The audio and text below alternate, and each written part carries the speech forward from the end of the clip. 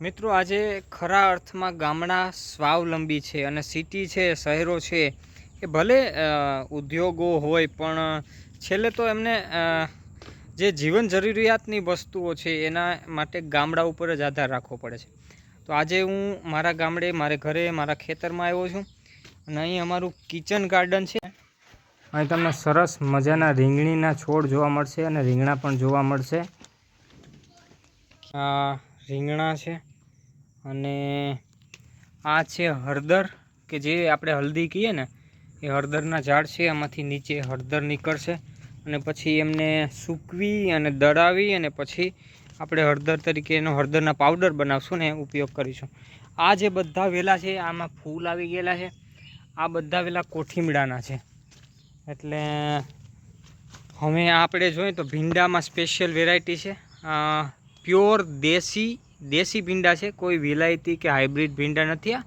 અને લાલ ભીંડા છે, એકદમ ઓર્ગેનિક 0% પેસ્ટિસાઇડવાળા ભીંડા છે. 0% પેસ્ટિસાઇડ સાથે અહીં આ ગવાર છે એ સુકાઈ ગયેલા, કેમ કે આમાં હવે એનો સમય થઈ ગયો અને ઘરડા થઈ ગયા. આ સિઝન નથી ગવારની, એટલે નથી પહેલાં થયા. હવે આ ભીંડાઓ આપણે ઉતારી રહ્યા છીએ અને આપણી આ ટોપલીમાં ભીંડાઓ બધામાંથી ઉતારી રહ્યા છે. આ બધી હળદર છે. આ જે તમે જુઓ છો આ બધી હળદરના ઝાડ છે.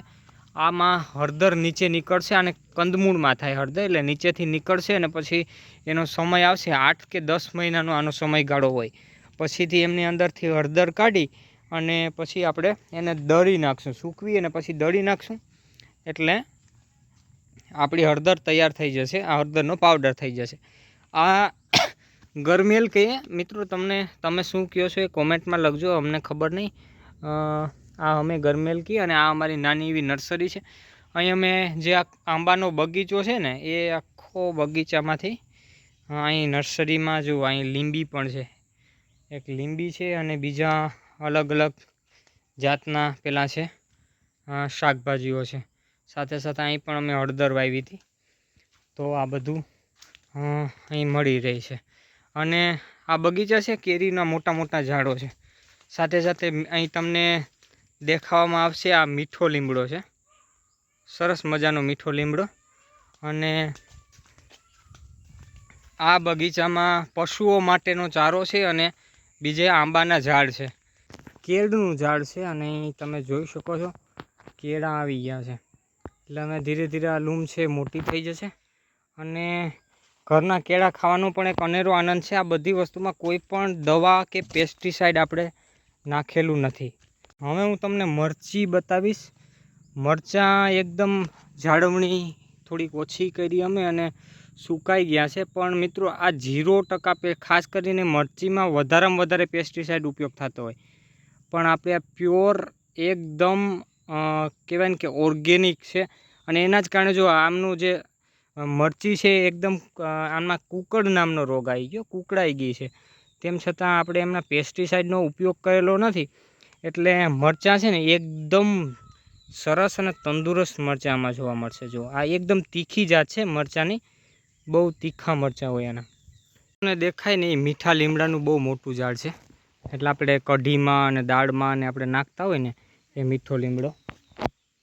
એટલા ભીંડા થયા છે, 2-4 મરચાં કાઢ્યા છે. બાકી તો બીજું આપણે હાલ કંઈ શાકભાજી લાવવાનું નથી.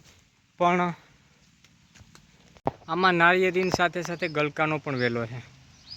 એટલે તમે જોઈ શકો છો, કદાચ તો દેખાતું હશે ઉપર ગલકા છે. પણ હવે આજે આપણે જરૂર નથી એટલે નથી આપણે આંબવા. અને ભીંડા આપણે દરેક જગ્યાએ ભીંડા છે જ અવેલેબલ. સાથે સાથે પેલો પણ કંઈક વેલો છે, પણ મને ખબર નથી વંડીના બાજુમાં શેનો વેલો હોય.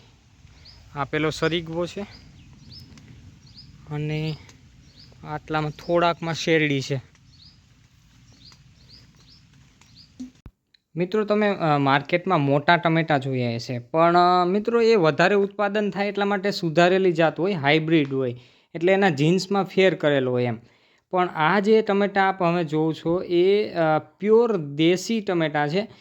પેસ્ટિસાઇડનો તો ઉપયોગ આપણે કર્યો જ નથી, પણ એમાં પણ જે જાત પણ છે જે આ ટમેટાની એકદમ દેશી ટમેટાં છે. એકદમ નાના હોય અને નાના તેમ છતાં એનું જે એમની ગ્રેવી બને એ ખૂબ જ સ્વાદિષ્ટ હોય. એ તમે ટમેટામાં ઓરિજિનલ જો તમારે સ્વાદ ટમેટાનો ચાખવો હોય તો એક આ નાના ટમેટા તમે જરૂરથી ટ્રાય કરશો.